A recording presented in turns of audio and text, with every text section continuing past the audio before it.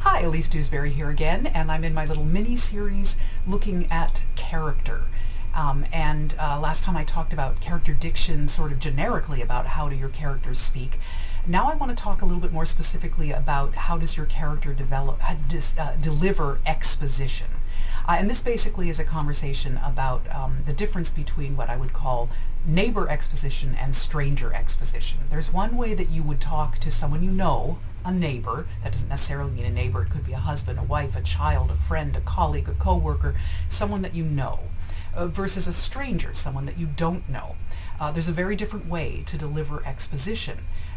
Clearly it's easier when it's a stranger, because a stranger is going to need more explanation, and therefore you as a playwright get the opportunity to give a lot more information to your audience because you have a stranger. This is why sometimes it can be incredibly useful, just as a side note, to make sure that you have a stranger in your show that needs things explained to them. It can be incredibly useful to have that stranger, that first timer, the person who's new on the block, the person who just started work today, the new boyfriend or girlfriend who needs things explained to them, because that gives you an excuse to explain those things to the audience. But when you have characters who know each other, you don't have that excuse. And that's where your job as a book writer gets more difficult, more challenging, and hopefully more fun.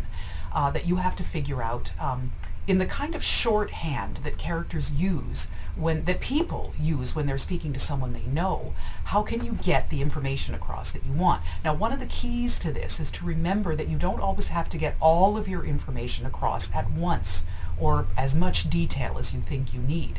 So you can allow your audience to play detective. Usually we like that. We like to be detectives. We like to take little nuggets of information and add them up and figure things out on our own. So your job as a book writer then is to figure out, okay, in this scene, because these two people know each other, so they wouldn't have a natural reason to discuss how long they've been married, or how long it's been since the neighbor next door moved in. If they don't have a real reason to talk about those things, or let's just say, for instance, they're talking about their dog, but they're just going to say, well, Fluffy this or Fluffy that. They're not going to say dog, so how are we going to know? These are the things you need to think about. How can you make sure that these characters aren't saying things to each other that neighbors wouldn't say to each other, and yet your audience is getting enough information to keep them, picking up the breadcrumbs and putting together the bits and pieces of information that they need. It can take a whole scene. It can take longer than that for them to put together all the information that they need. So you need to be planting those breadcrumbs along the way so that you don't wind up with awkward sounding dialogue where people are having conversations with each other that they simply wouldn't have in that way because of the fact that they have shared information.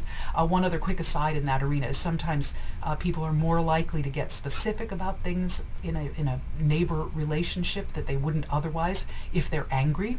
Exposition through anger is an incredibly useful thing. So, in the 6 years I've known you, you never once took out the trash without being told, is a fabulous way to let us know they've been together for 6 years, which is something that normally would not come up in conversation. So be looking for that. The stranger exposition is going to be easier for you, and so put a stranger in there if you can, but again, be really ruthless with yourself about the neighbor exposition, and make sure that the information you need to get across to me is getting across to me as an audience member in the way that still seems natural to the way that people would speak to each other when they already know each other. So another tip towards character. See you next month.